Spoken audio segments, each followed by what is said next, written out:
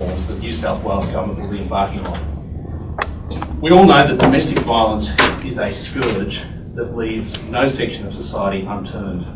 No matter where you live, what your socioeconomic or ethnic or other background is, domestic violence can potentially affect your cohort.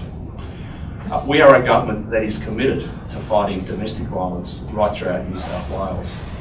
Over the next 4 years, we'll be spending over $390 million on specialist domestic violence programs. That includes, for example, programs like Safer Pathway being rolled out to protect domestic violence victims. It also includes a plethora of programs to reduce domestic violence reoffending, in particular, behavioural change programs when people are on remand, when they're in short custodial sentences or longer terms in jail or out in the community. But law reform is an important part of that fight against domestic violence. Today, we're announcing a new strangulation offence and tougher and stronger apprehended domestic violence orders. We know that strangulation is an indicator of future domestic violence, and Prue will say something about that shortly. The problem in New South Wales has been that while we have two strangulation offences in the Crimes Act, they've been very difficult to prove. There have been over 600 prosecutions since 2014 for strangulation, but less than half of those have resulted in conviction. That's because the current law requires one of two things to be proved. It either requires that proof that the victim has been rendered unconscious or insensible or unable to resist, or alternatively that the strangulation occurred in assistance of an indictable offence. Domestic violence and strangulation is often about coercion rather than physical assault or physical attack. So it's often been very difficult to prove. So this new strangulation offence that we'll be introducing will only require proof of intentional choking or strangling or suffocating without consent. It won't require proof that the victim has been rendered insensible or unconscious or unable to resist. So we are hopeful that this will result in an increased number of prosecutions, but more importantly, point out a red flag for future domestic violence offences. The second area of reform we're announcing today is to apprehend domestic violence orders. In New South Wales, the default period for a domestic violence order is 12 months, and the majority of ADVOs that courts grant have been for 12 months or less. The evidence that Boxar has gathered shows that apprehended domestic violence orders are one way of reducing domestic violence. They're of course not foolproof, and of course dreadful things have happened, even when a perpetrator has been the subject of an ADVO. But there is a sound statistical basis for establishing that ADVOs do reduce the risk to victims. So we are announcing today that the default period for an ADVO will increase to 2 years.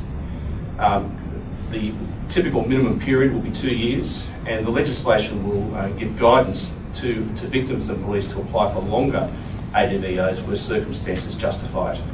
We'll also be empowering courts to make indefinite ADVOs in very severe circumstances. Another reform in the ADVO area will be provisional ADVO. Police can grant provisional ADVOs pending a court hearing. But at the moment, where an interim or final ADVO has been granted by a court, police are able to vary it. And often in urgent circumstances, you need an immediate variation to that ADVO rather than waiting for a court hearing. So today we're announcing the police will have the power to vary an ADVO in ways to protect a victim, so it's increasing the protection pending the matter going back to court. These reforms are all about the safety and security of people in our society, particularly females.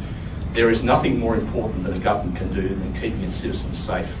Today's reforms are about fighting the scourge of domestic violence and keeping all community members in New South Wales safe. Prue. Well, thank you, Attorney, and of course I strongly welcome these reforms. I think that they will make an enormous difference as the homicide figures demonstrate.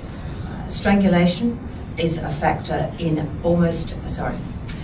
as our homicide figures demonstrate, strangulation is a factor in just over a quarter of all homicides. It's a strangulation offence that's occurred sometime in the past. But, as the attorney has said, very difficult to get a conviction for strangulation other than to treat it as common assault. So to treat strangulation seriously, because it's such a strong indicator of a likelihood of a fatal attack, it's been important to reform the laws regarding strangulation, and that's what we have done. I also, of course, welcome the extension of the default period for domestic violence orders. 2 years will make an enormous difference to the lives of victims and their families, and of course the ability of the police now to be able to vary the conditions depending on changed circumstances, I think is also a great step forward. But this is a government that has left no stone unturned. We have very strong police responses now to domestic violence. We have suspect target management for domestic violence offenders in every command in New South Wales. We have high-risk offender police teams that identify those offenders who need constant surveillance. We also, of course, have police now reinforcing the fact that an order, a domestic violence order, needs to be respected and the conditions adhered to, something that did not occur previously. So we've already seen a significant reduction in the rate of victimisation in domestic violence in New South Wales, and in particular a 15.5% reduction in domestic violence related grievous bodily harm. We are the only state to have recorded such a reduction in domestic violence related grievous bodily harm, and that I think is an indicator that the determination of the government and the community of New South Wales has paid early dividends. But there is more work to do, and I'm confident that these reforms to the strangulation offences and to the application of domestic violence orders will enable us to keep victims safe and to intervene earlier when these critical signs of an impending increased severity of assault start to emerge, as they do with strangulation. As the attorney has said, strangulation, suffocation or choking is often not used to bring somebody unconscious, but to frighten and intimidate them. And of course the only evidence of that is often bruising on the neck, and that is why hitherto it's been impossible to demonstrate that a serious offence has occurred and has been treated as common assault. So I am very pleased to be part of a government that has introduced these significant reforms to the management and the response we have to domestic violence related assault.